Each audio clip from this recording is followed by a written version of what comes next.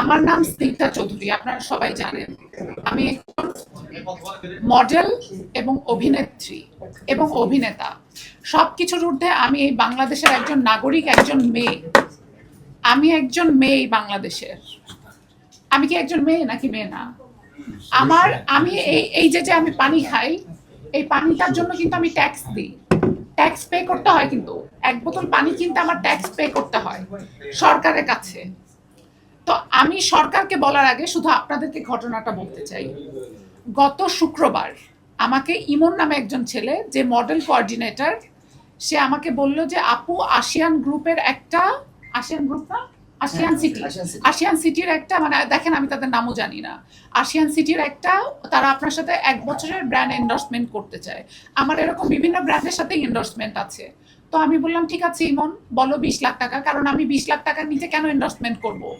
আমার সিনেমা গত ঈদে হিট গেছে, আমার পাইপলাইনে 5টা সিনেমা। আমার মনে হয় আমি বাংলাদেশে এখন অন্যতম সুন্দরী একজন নারী।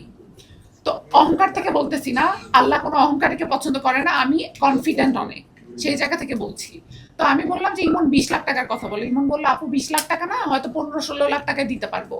আমি বললাম তাহলে 16 লাখ বলো, আমি 15 লাখ নিবো, তুমি যেহেতু কাজটা নিয়ে আসছো তোমাকে আমি 1 লাখ টাকা একটা বকশিস দিয়ে দিব। বললো আচ্ছা ঠিক আছে। আমি বললাম ইমন তাহলে এক কাজ করো, আমার বাসার পাশে শেরাটন আছে, ওনাকে শেরাটনে আসতে বলো, আমরা মিটিং করবো শেরাটনে রুফটপে বসে। বলে না আপু, উনি ওনার অনেক ঝামেলা চলতেছে, আওয়ামী লীগ বিএনপি যাওয়ার পর থেকে অনেক ঝামেলা, ওনাকে ডিজিএফআই খুঁজতেছে, আর্মি খুঁজতেছে, এই কারণে অনেক ঝামেলা চলতেছে, উনি বাসা থেকে বের হতে পারবে না, ওনার হসপিটালে যেতে হবে। আমি বললাম হসপিটাল কোথায়? বলে 300 ফিটের ভিতরে। আমি বলছি 300 ফিটের ভিতরে তো আমি যাবো না, এত দূরে তো আমি যাবো না। পরে সে বললো না আপু প্লিজ যেতে হবে, দরকার হয় তুমি আন্টিকে নিয়ে চলো। তা বললাম তাহলে একটা শর্ত, আমি আমার আম্মুকে নিয়ে যাব। তখন আমি আমার গাড়ি নেইনি, আমি উবার দিয়ে গেলাম, উবার দিয়ে 300 ফিটে গেলাম। উবার দিয়ে 300 ফিটের ভিতরে একটা চিপার মধ্যে একটা পুরো আসিয়ান মেডিকেল করে রাখছে, যেখানে কোনো রোগী নাই, যেখানে কোনো অ্যাম্বুলেন্স নাই, যেখানে কিচ্ছু নাই। এবং সে এমন একটা সুড়ঙ্গ করে রাখছে যেখানে মনে করেন যে ঢুকতে গেলে করিডরে ফিঙ্গারপ্রিন্ট, হসপিটালের করিডরে ফিঙ্গারপ্রিন্ট লাগে। কোন হসপিটাল আমাকে বলেন আপনারা, কোন হসপিটালে লাগে ফিঙ্গারপ্রিন্ট ঢাকা শহরে? সে কে? এরপরে ফিঙ্গারপ্রিন্ট দিয়ে আমি ইমনকে, আমার তখনই খটকা লাগছে। আমি বললাম ইমন এটা কি ফিঙ্গারপ্রিন্ট কেন?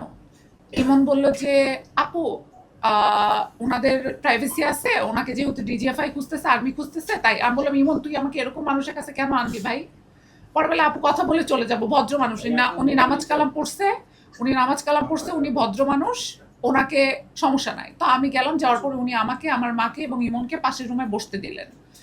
আমার যেখানে আমি প্রাইভেসি ফিল করি না, আমি মানুষ সাথে নিয়ে যাই। এখানে 1-2 জন আমার ভাই ব্রাদার আছে, তারা জানে, আমি তাদেরকেও অনেক সময় ইনফর্ম করি যে আমি এখানে যাচ্ছি, ওখানে যাচ্ছি।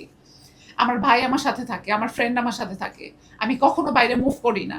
আমার কোনো রিউমার নাই, আপনারা কেউ বলতে পারবেন না আমার একটা রিউমার আছে। আপনারা এতগুলো মানুষ আছেন, আপনারা প্রত্যেকে মুসলমান, আমি শিওর, মুসলমান হন যে যেই ধর্মের হন, আমার কোনো রিউমার আপনারা কেউ বলতে পারবেন আপনাদের হাতে আছে? এরপরে আমাকে বসতে দিল পাশের রুমে বসতে দেওয়ার পরে কিছুক্ষণ পরে সে চা কফি অফার করলো, খেলাম। খাওয়ার পরে সে তার রুমে ডেকে নিল। তার রুমে ডেকে নেওয়ার পরে ততক্ষণে আমার আম্মুর হঠাৎ করে আমাদের বাসায় মেহমান চলে আসছে। এখন আম্মু চলে যাবে, আমি আমার ড্রাইভারকে কল করলাম যে এসে আম্মুকে নিয়ে যাও। ড্রাইভার এসে আম্মুকে নিয়ে গেল। আম্মুকে নিয়ে যাওয়ার পরে আমি আর ইমন ওখানে, আমি ওনাকে বললাম যে জি ভাইয়া সালাম দিয়ে, যেহেতু উনি এত লম্বা দাড়ি ওনার, যেই লোক বাংলায় কথা বলতে পারে না, আমি ইংলিশ মিডিয়ামের স্টুডেন্ট,